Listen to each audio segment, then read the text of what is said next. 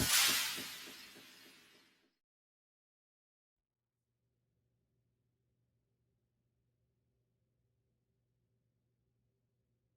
and welcome, plant friends and family. Welcome to Fruit to My Desires. I am Desiree, and today I'm coming to talk to you about pot size. I am going to go ahead and finally transplant this propagated basil that I have here. As you can see, we have root growth, and it is time to put these in new pots. And before I do that, I realized that in my actual transplant video of the lemon balm, I didn't really explain why the size of your pot is important. So what you see here is a 2-inch pot, and this is a 10-inch pot. Pots and their size are important when it comes to plants because of root growth.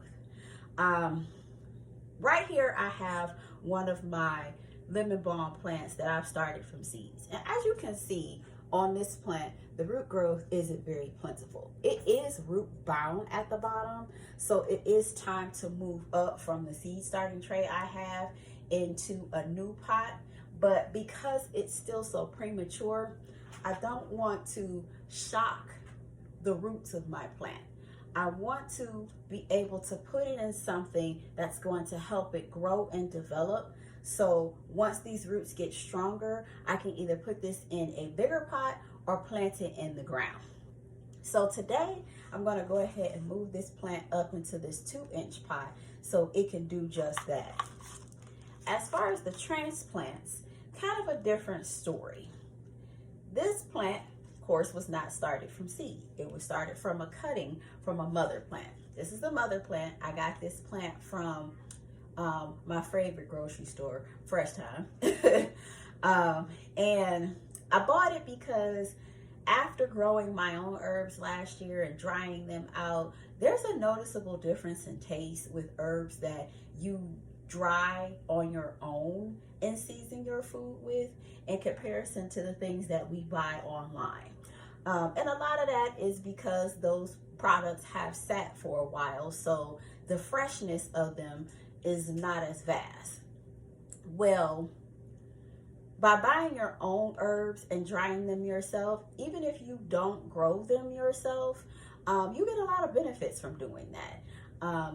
You have fresh herbs all year round. You go ahead, get your little plant.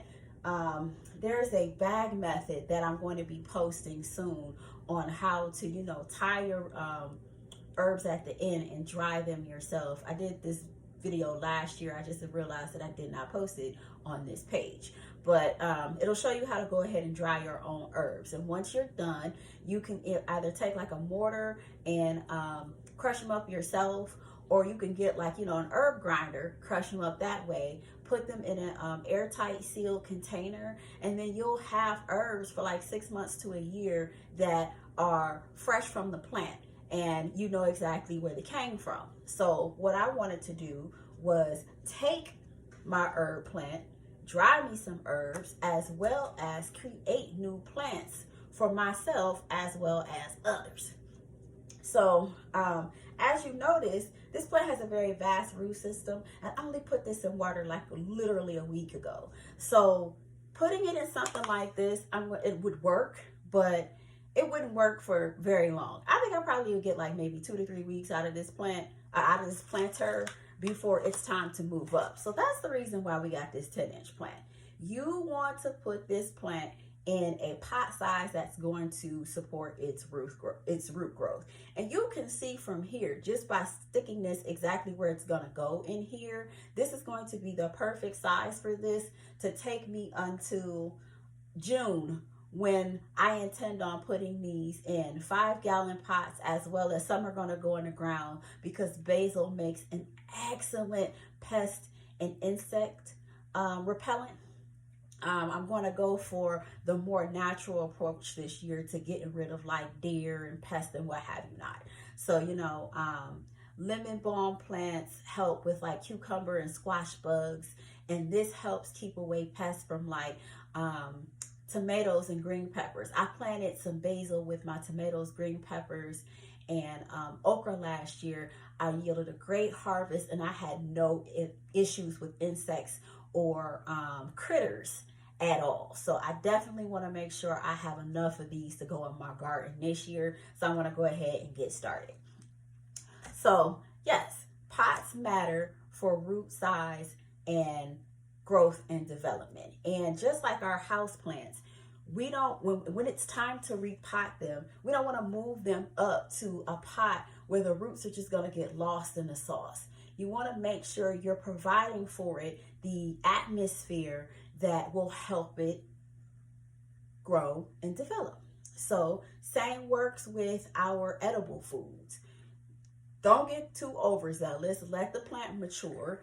Put it in a pot. That'll help it out. And once you know you get an abundant and mature root system, then you'll be able to put it outside and it can flourish and do what it wants to do.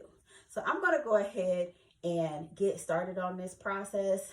I'm going to be able to do 3 out of the 5 of these plants because I realize I only have 3 10-inch pots and I don't have any 6-inch pots. So yeah, I'm gonna have to go back to the store. But that's all I want to do. Give you a little extra information about, how to keep your plants healthy.